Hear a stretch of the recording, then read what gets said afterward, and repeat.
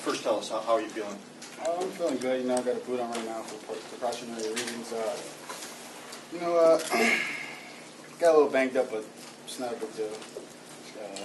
Trying to get healthier for next week. Next question. To your right, second row. Devion, tell me what was going through your mind when you had that 60-yard run for the touchdown, just going through everybody. To be honest, I thought I was down for a second, but then I put my hand down on the ground. But once I got to the second level, I knew for a fact I was not letting number 15 tackle me. So that's what it kind of made me want to score. Coming back to your left in the second row, middle. Jake, seemed like the most comfortable you've been in the passing game a little bit. How much of that is opening up the playbook a little bit and just finally getting comfortable, I guess, in game 4?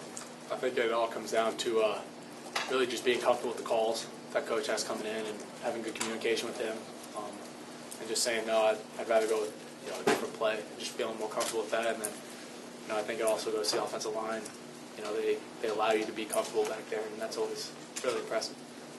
Going all the way to the right in the first row, Steve. Jake, could you talk about the one-handed grab that Amaro made and how that came about, and also what that did in terms of energizing the team? Yeah, that was a great play by him. He had man coverage, figured give him a shot, and the ball got a little more outside than I wanted it to, but he made a great play, and like you said, I think that kind of jump-started guys was a third down conversion, I believe, and whenever you can convert third down, it's always good for the offense. All the way to the left, second row, Larry. Jake, did you make more of a concentrated effort to run the ball or throw it away as opposed to trying to force a pass today? It seemed like that was the case, perhaps, to cut down turnovers. Yeah, obviously you want to cut down turnovers, just being smart with the ball, having your feet as another check down opportunity. And the way they were rushing and the way our offensive line handled it and our backs came up and blocking them, you just saw some creases they could kind of slide to, and then it just opened up to be able to run for it. Straight up the middle, just to the right. Jake, what would you attribute the efficiency of the offense during the first half versus previous games this year? It's hard to say, being so short from the game. But I think it was a good mix of running the ball well, also getting some good passes in there. We'll have a better answer on film, but obviously we want to keep it going and kind of get on a roll and keep it like that. Very back row along the cameras, Justin. When you coaches dial up, the full team effort and the full game plan and stuff, was there a point, this is kind of for both of you, was there a point in the game when you kind of saw that everything's clicking on all cylinders and everything just completely working out as the point that you thought this game was yours? I think, once you start scoring points, that's when you start thinking things are going good. Being able to score points, unanswered points, and our defense playing lights out, giving up no points, and whenever you get a shutout, that makes it a lot easier on the offense. So I think it's just, like you said, a full team effort, and then when you see points going on the board for us and nothing going on for them, it makes everybody feel a little better. First row to the middle, Nick. Jake, interesting. What was your view of Davion's run there? Did you get a good look at it, the 60-yarder? Like he said, I thought he was down. Yeah. But the pile kept moving a little bit. Then he broke out of that. Probably saw me jumping.